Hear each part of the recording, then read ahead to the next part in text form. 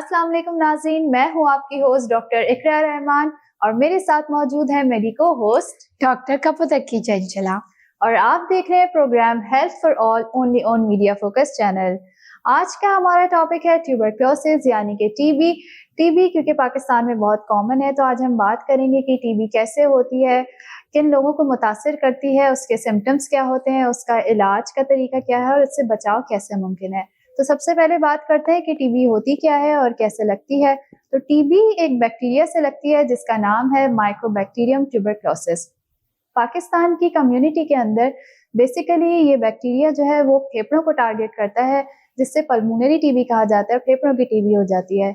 इसके अलावा जिस्म के दूसरे अज़ा की भी टीबी होती है, जैसे कि गुर्दों की टीबी, रीढ़ की हड्डी की टीबी, आंतों की टीबी, दिमाग की टीबी, इस तरीके से और जिस्म के अज़ा की टीबी होती है। तो आज हम इन चीज़ों पे बात करेंगे और डॉक्टर कप्पू से जानेंगे कि टीबी का ट्रांसमिशन क्या है और कैसे लगती है। जी डॉक्टर कप्पू।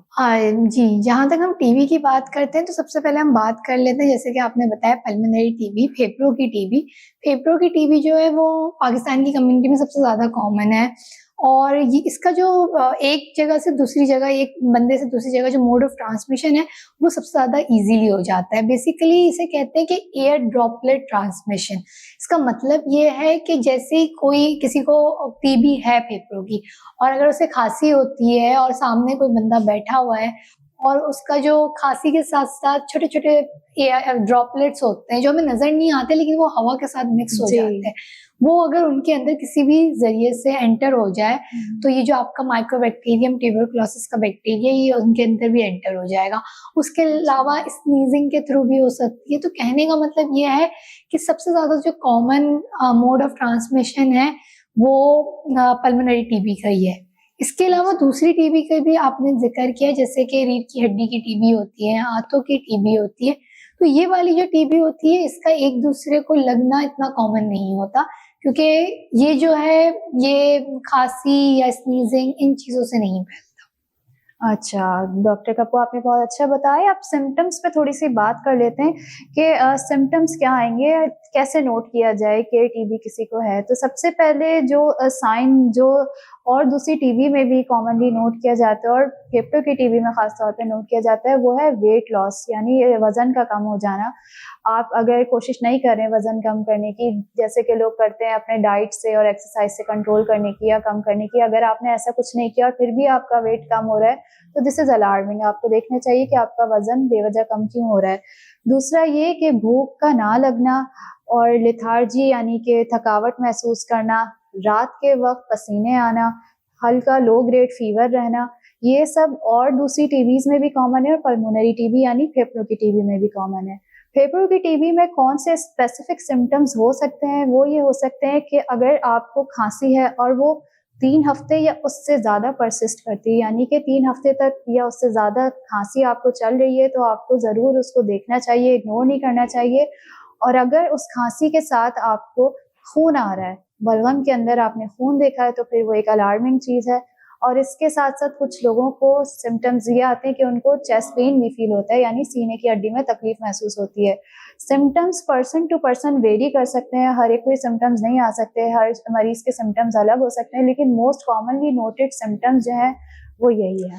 जी, यही है। और इसके साथ मैं ना यहाँ ये भी ऐड करना चाहूँगी कि बुखार के हवाले से, जैसे कि आपने बताया कि बुखार कम आता है, तो तकरीबन ना 99, 100 इतना ही बुखार होता है, बहुत ज़्यादा तेज़ बुखार नहीं आता।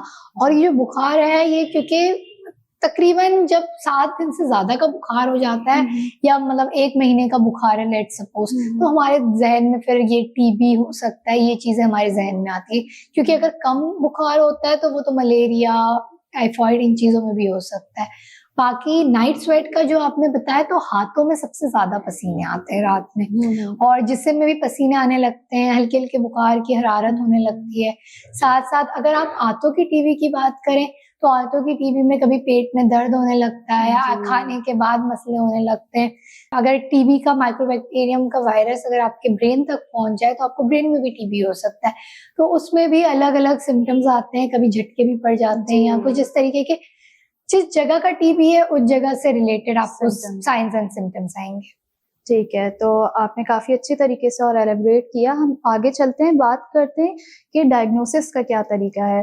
तो डायग्नोसिस पे पहले बात कर लेते हैं हम। टेस्ट के नाम थोड़े हम बता देते हैं आपको कि कौन-कौन से टेस्ट होते हैं जो करवाए जा सकते हैं, जिसमें इनिशियली जो सबसे पहले हमारे पास टेस्ट आते हैं, वो होता है एक ट्यूबरकुलिन स्किन टेस्ट होता है, एक एग्रा टेस्ट होता है और एक ब्लड टेस्ट होता है जो इनिशियली हम पेशेंट को करवाते हैं। बाकी डॉक्टर कप्पू आपको बताएंगी आगे और कौन से टेस्ट होते हैं। देखिए, सबसे पहले जो है वो मॉन्टॉक टेस्ट का नाम आता है, जो हम पहले बहुत कॉमनली करवाया करते थे। लेकिन मॉन्टॉक टेस्ट के साथ मसला ये है कि उसके जो रिजल्ट होते हैं वो 100% नहीं होते, उसमें फॉल्स पॉजिटिव, फॉल्स नेगेटिव इस तरीके के रिजल्ट आते हैं। आजकल पैदाइश पे लोगों को वैक्सीन BCG वैक्सीन के नाम से आती है, जो बच्चों में पैदाइश पे लगाई जाती है कि टीबी की वैक्सीन है। तो उसके बाद अगर हम मॉन्टॉक टेस्ट परफॉर्म करते हैं तो चांसेस होते हैं कि आपको फॉल्स रिजल्ट मिले। तो इसलिए अगर हम पल्मोनरी टीबी है, अगर लंग्स का टीबी है, तो सिंपली हम लोग नाहर मुंह बलगम का टेस्ट करवा लेते हैं, AFB स्मेयर का टेस्ट कहलाता है, और उसके साथ साथ उसी बलगम का टीबी का कल्चर करवाया जाता है, जिसकी रिपोर्ट तकरीबन 6 हफ्तों में आ रही होती है।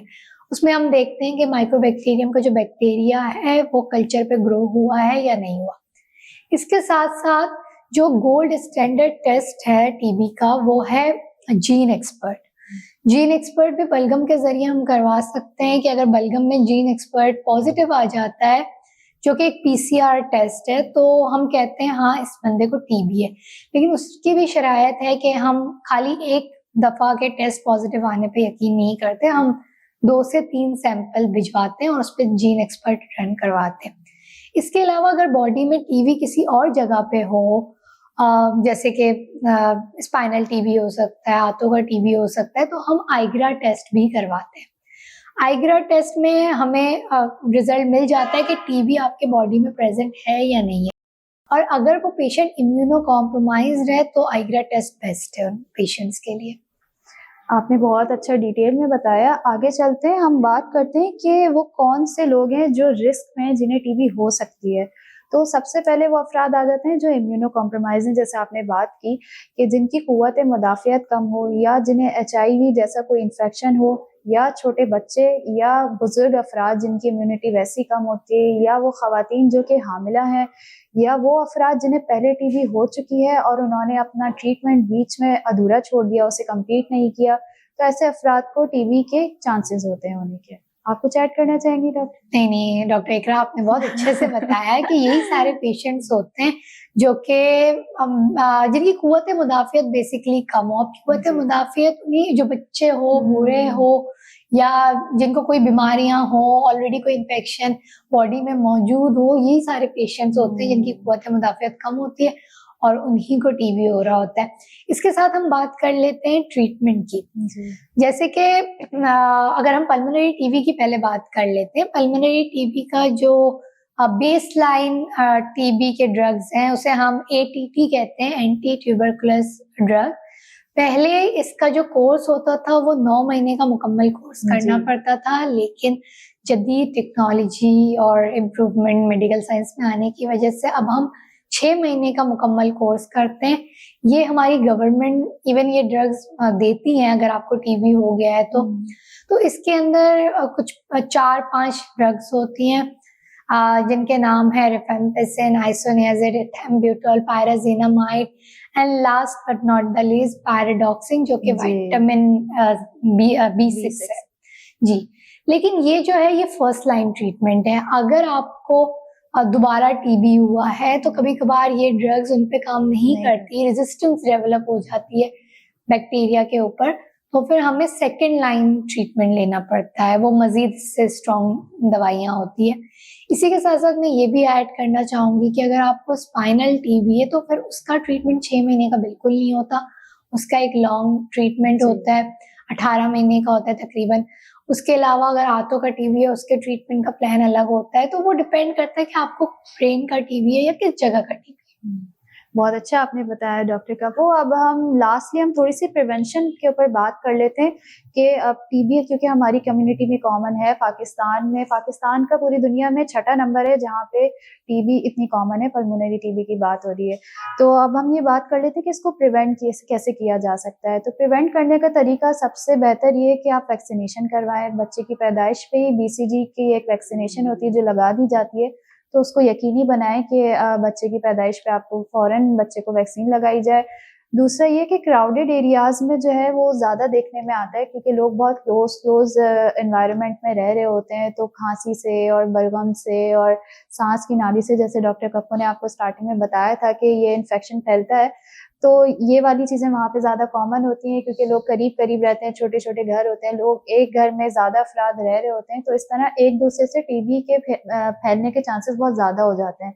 दूसरा ये कि अगर घर में किसी को टीबी सस्पेक्टेड है या डायग्नोज़ हो चुकी है, आपके करीबी किसी एनवायरनमेंट में, आपके क्लोज़ एनवायरनमेंट में आपके साथ उस पर्सन का ज़्यादा इंटरेक्शन है, तो आपको ये चाहिए और उस इंसान को भी ये चाहिए कि मास्क का ख़ास तौर पे एहतमाम करें कि मास्क वगैरह लगाएँ, अपनी हाइजीन का, सैनिटाइज़ेशन का ख़ास तौर पे ख़्याल रखें, हैंड वॉश करें और मास्क पहनें, ग्लव्स यूज़ करें, बच्चों को थोड़ा-सा डिस्टेंस बरकरार रखें।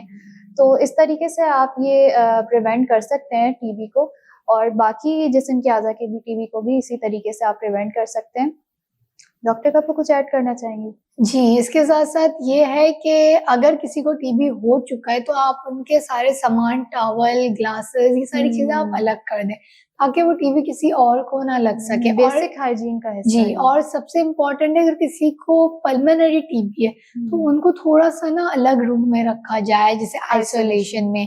क्योंकि आपने देखा होगा अगर हॉस्पिटल में भी किसी को टीबी डायग्नोज़ हो जाता है, तो हम उसको एक अलग कमरे में रखते हैं, जहाँ हम दूसरों को नहीं जाने देते हैं विदाउट वेयरिंग मास्क या गाउन पहन के या ग्लव्स पहन के। क्योंकि पल्मोनरी टीबी बहुत आसानी से फैलता है और इसीलिए हमारे पाकिस्तान में इतना कॉमन है। जी, बिल्कुल। ये तो थी सारी ट्रीटमेंट हमने आपको बता दी, डॉक्टर कप्पू ने बहुत अच्छे से सारी चीज़ें डिटेल में आपको एक्सप्लेन की। लेकिन साथ में ये भी ऐड करना चाहेंगे कि अगर आपको कोई मसला हो, कोई ऐसे सिम्पटम्स आपको अपने अंदर या अपने आस-पास किसी शख्स में दिखाई दें, तो आप करें ये कि सबसे पहले अपने करीबी कंसल्टेंट के पास जाएँ, उनसे मशवरा करें, जो टेस्ट और प्रिस्क्रिप्शन वो लिख के दें, उसी पे अमल करें। अगर आपको इस तरीके के कोई भी साइन्स एंड सिम्पटम्स आ रहे हो, बुखार का आना, रातों को पसीना आना या कुछ भी जो आपको लगता हो कि आपको टीबी हो सकता है, तो आप इन्फेक्शियस डिजीज़ के कंसल्टेंट से जाके राब्ता करें और उनके बताए हुए टेस्ट करवाएँ और जो भी वो ट्रीटमेंट दें उसी को फ़ॉलो कीजिए। उम्मीद करते हैं नाज़रीन को आज का हमारा ये टॉपिक पसंद आया होगा और आपको काफ़ी सारी मालूमात भी आपको मिली होगी आज के हमारे शो से। अगर कोई सवाल करना चाह रहे हैं हमसे या आज के टॉपिक पे कोई बात करना चाह रहे हैं, किसी और टॉपिक पे कोई बात करना चाहते हैं, तो स्क्रीन पे दिए हुए हमारे नंबर्स पे, हमारे कॉन्टैक्ट डिटेल्स पे हमें राब्ता कर सकते हैं और अपना फीडबैक हमें हमारे कमेंट सेक्शन में दे सकते हैं। नेक्स्ट टाइम तक के लिए मुझे और मेरी को-होस्ट डॉक्टर कप्पू को दीजिए इजाज़त। अल्लाह हाफ़िज़।